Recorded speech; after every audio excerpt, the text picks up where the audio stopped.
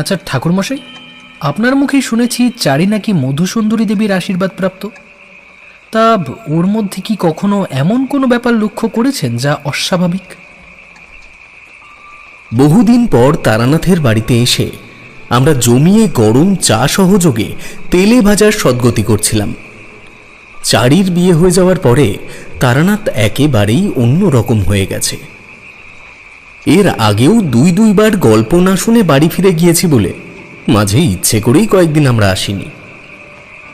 কিশোরীর প্রশ্নে তারানাথ ঈষৎ তাচ্ছিল্যের হাসি হেসে বলল, তোমাদের বন্ধু ভাবতেও আমার সংস্কারে বাধে। জীবনে কাউকেই আপন করে পেলাম না, না কাউকে বোঝাতে পারলাম যে আমারও একটা অবলম্বন দরকার, যেটাকে আঁকড়ে ধরে কিয়ৎকালীন নিশ্চিন্তে ঘুমোতে পারি।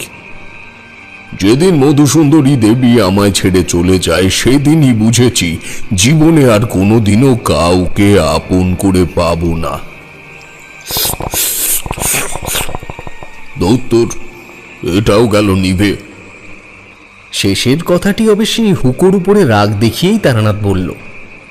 কিশোরী ততক্ষণ পকেট থেকে একটা সিল করা পাসিং শোয়ের প্যাকেট বের করে তারানাথের দিকে দিতে যাচ্ছিল। তারানাথ তাতেও বাদ সাধল। থাক, আর ওসবে কাজ নেই। তোমরা চা খাও, আমি তার মধ্যে আর একবার সেজে নিয়ে আসি।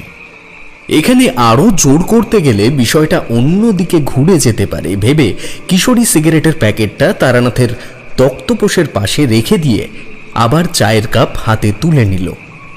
আমি বললাম, হ্যাঁ না ভাই, আজকেও মনে হয় গল্পের আশা নেই। তারানাথের ভুল নয়, আসলে দোষটা আমাদেরই।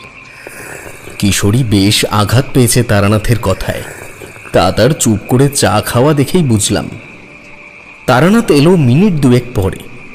নিজ আসনে বসে সে বলল, এই বেশ ভালো।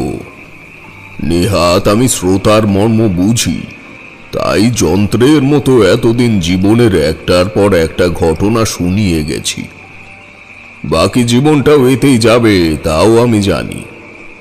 তবে কি বলতো, রক্ত মাংসের মানুষ তো, তাই মাঝে মাঝে আমার অপার্থিব অস্তিত্বের মর্যাদাটুকু সকলের কাছের থেকে আদায় করে নিতে ইচ্ছে করে। তোমরা তো আজকালকার ছেলে ছোকরা, তোমরা এসবের মর্ম কি করে বুঝবে?